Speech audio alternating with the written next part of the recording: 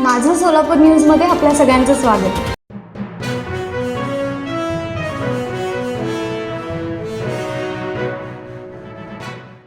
शक्तीपीठाच्या बाबतीत बोलायचं झालं तर माझी शासनाला विनंती राहील की पहिलं तुम्ही शेतकऱ्यांना कोणत्या पद्धतीनं शक्तीपीठ चाललेलं आहे याची सविस्तर माहिती कलेक्टरांच्या माध्यमातून दिली गेली पाहिजे. ज्या ज्या शेतातून तुम्ही शक्तीपीठ घेऊन चाललेला आहे त्याला त्याचा मोबदला काय मिळणार आहे, कोणतीही माहिती शेतकऱ्यांना दिली गेलेली नाही आहे. आणि परस्पर हे सगळं नियोजन चाललेलं आहे, हे अत्यंत चुकीचं आहे. विकासात कुणाचंही सरकार असतो, कुणी आडवं यायचा विषय येत नाही. विकास करत असताना शेतकरी देशोधडीला न लागता त्याचं कल्याण होईल या दृष्टिकोनातून सरकारने बघितलं पाहिजे. शक्तीपीठ महामार्गामध्ये मी सोलापूर जिल्ह्यातील माढा लोकसभा मतदारसंघातील एक ना एक गावात गेलो आणि शेतकरी जे बाधित झालेले आहेत त्या प्रत्येकाशी मी चर्चा पर्सनली केलेली आहे.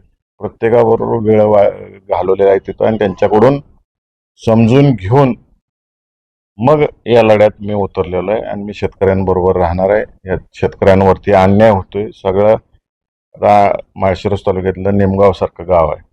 निमगाव मध्ये जी लोक आहेत पूर्वीच तिथं तळ झालेलं आहे आणि त्यामुळं त्यांचं पुनर्वसन त्याच गावात झालं होतं. पूर्ण माळरान असलेला आहे, जमिनी होत्या. त्या लोकांनी करोडो रुपये खर्चून डेव्हलपमेंट केलेले आहेत आणि पुन्हा आता रस्त्यासाठी शेती घालवायची तर उद्ध्वस्तच होणार आहेत शेतकरी.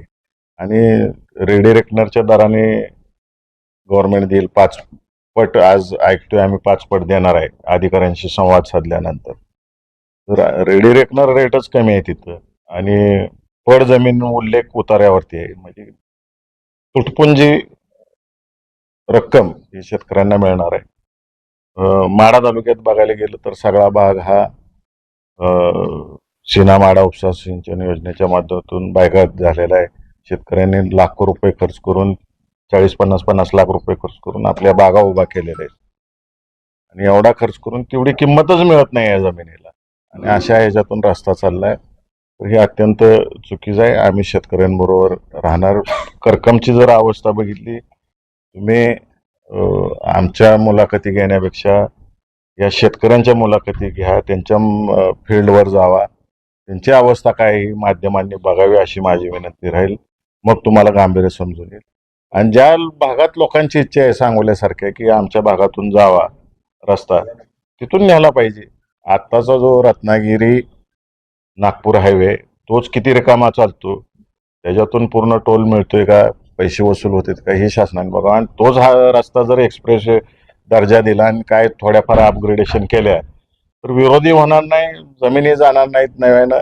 हा रस्ता 100% युटिलायझेशन मध्ये येईल. माझं सोलापूर न्यूज या यूट्यूब चॅनलला सबस्क्राईब करा आणि बेल आयकॉन प्रेस करायला विसरू नका.